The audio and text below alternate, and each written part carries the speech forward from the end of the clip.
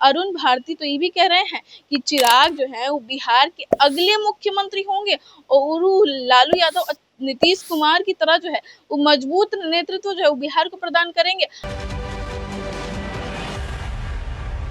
नमस्कार बा democratic life के ई खास कार्यक्रम चुगलखोर सहेली में आप लोग का स्वागत बा। और आपकी चुगलखोर सहेली यानी मैं वरीशा आज आ गई हूँ बिहार की सियासत से ढेर सारी मसालेदार चुगलियों का पिटारा लेकर के। तो दिल थाम के बैठिए भैया और भौजी लोग को भी बुलाइए, कहे कि आज की जो चुगली है ना वो हम चिराग पासवान पे करेंगे।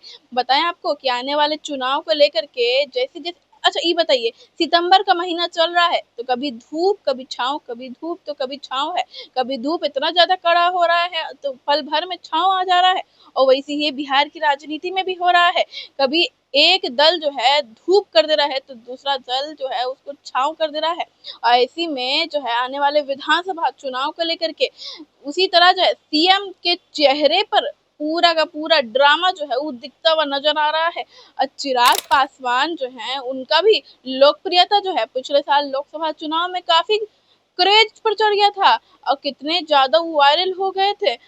इस बार आने वाले चुनाव में उनके बहनोई अरुण भारती तो बहुत बड़ा बयान दे दिए हैं। और अरुण भारती पगला गए हैं या फिर पगला देना चाह रहे हैं सबको। बता दें आपको कि वो तो कह रहे हैं कि अगले 2 दशक तक चिराग पासवान पर ही बिहार का नेतृत्व होने वाला है। बताएं आपको कि वो कह रहे हैं कि लालू प्रसाद का भी कहीं ना कहीं प्रशंसा कर रहे हैं और कह रहे हैं कि चिराग पासवान जो है वो पिछले बार जिस तरह से नीतीश कुमार और लालू यादव जो है उनका मजबूती से नेतृत्व पार्टी का किए हैं ना, वैसे ही आने वाले 2 दशक में वो बिहार का नेतृत्व चिराग पासवान जी के हाथ में होगा। अब बताइए, ये तो हमरो समझ में नहीं आ रहा, आपको समझ में आ रहा है तो हमें कमेंट बॉक्स में लिख के बताइए। इन्हीं सब ड्रामों के बीच जो है अब एनडीए का सीट बंटवारे को लेकर के भी कई तरह का बातचीत जो है इन लोग में चल रहा है। अब लोजपा आज के मुख्यमंत्री पद के लिए बड़ा दावा जो है वो पेश किया जा रहा है। अब बता दें कहीं ना कहीं बिहार प्रभारी लोजपा के और चिराग पासवान के बहनोई अरुण भारती ने हाजीपुर में एक प्रेस कॉन्फ्रेंस रखा था, उसमें खुले तौर पर कह दिए हैं कि अगले 2 दशक तक बिहार का नेतृत्व जो है वो चिराग पासवान के हाथों में होगा। अरुण भारती तो ये भी कह रहे हैं कि चिराग जो है वो बिहार के अगले मुख्यमंत्री होंगे और वो लालू यादव नीतीश कुमार की तरह जो है वो मजबूत नेतृत्व जो है वो बिहार को प्रदान करेंगे और जनता भी इनको अगला मुखिया के रूप में मान रही है। अब बताइए, ये लोग अब ये से कह रहे हैं कि एनडीए का, जहां एक लोग कह रहा है कि नीतीश कुमार जो है वो रहेंगे 25 से 30। अब ये लोग तो दावा पेश कर दिया है, ठोक दिया है। बताइए, अंदर ही अंदर ये लोग का बैठक होगा तभी ना बातें निर्णय जो है वो सामने निकल करके आएगा। अब चुनाव में मुख्यमंत्री पद को लेकर के नीतीश कुमार ही उम्मीदवार होंगे, एक तरफ ये लोग कह दिए हैं, लेकिन ये लोग मान नहीं रहा है और चिराग पासवान का नाम जो है वो आगे रख दिया है। कुछ लोग तो स्वीकारित हो ही नहीं रहे हैं नीतीश कुमार जो है। और इसी फॉर्मूले पर पार्टी का रुख जो है वो अचानक जो है वो बदलाव आ गया है लोजपा की तरफ से। अब बताएं आपको कि चिराग की पार्टी को मिल सकती है 20 सीट। हम तो आपको ये लोग पहले ही कहे थे। एनडीए में सीट बंटवारे को लेकर के भी एक फॉर्मूला जो तैयार हुआ था, जिसमें आपको बताएं कि चिराग पासवान को 20 सीटें मिलने का प्रस्ताव किया गया था, लेकिन चिराग पासवान इसे संतुष्ट नहीं नजर आ रहे हैं। कह रहे हैं कि पार्टी 40 सीट से कम नहीं मांगती है, हम लोग का डिमांड जो 40 सीट का है, 20 नहीं 40 चाहिए, 40। और जो गठबंधन के अन्य पार्टी है उनके लिए जो है वो चुनौती बन गए हैं। कहे कि एक तरफ 40 सीट और दूसरी तरफ मुख्य मंत्री पद का चेहरा का मांग जो है वो लोजपा की तरफ से कर रहे हैं। चिराग पासवान की बढ़ती मांग और मुख्यमंत्री पद की ये जो दावेदारी है वो एनडीए के भीतरे जो है बेचैनी धर दी है। गठबंधन के अंदर जो है वो राजनीतिक समीकरण को और पेचीदा और तनावपूर्ण बना रही है। अब बताएं आपको कि इसी दबाव के बढ़ते जो है वो बीजेपी और जेडीयू के कहीं ना कहीं जो है रणनीतिकार भी कदम जो है सोच समझ करके उठा रहे हैं ताकि गठबंधन को टूट से बचाया जा सके। बताएं आपको कि 2020 में विधानसभा चुनाव में अपनी पार्टी के लिए 145 सीटों पर चुनाव लड़े थे, जिसमें चिराग पासवान अकेले थे। और बताया आपको कि उनकी रणनीति ने जेडीयू के लिए एक चुनौती जो है वो पैदा कर दी थी पिछली बार 2020 में। अब उस चुनाव को लोक जनशक्ति पार्टी के 5% जो है वोट हासिल किया था।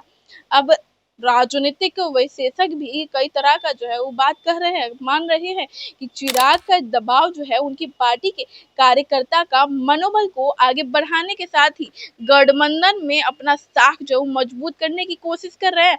हालांकि जदयू किसी भी हालत में अपना जो है वो पार्टी का दर्जा सीटों को कम नहीं करना चाहती है।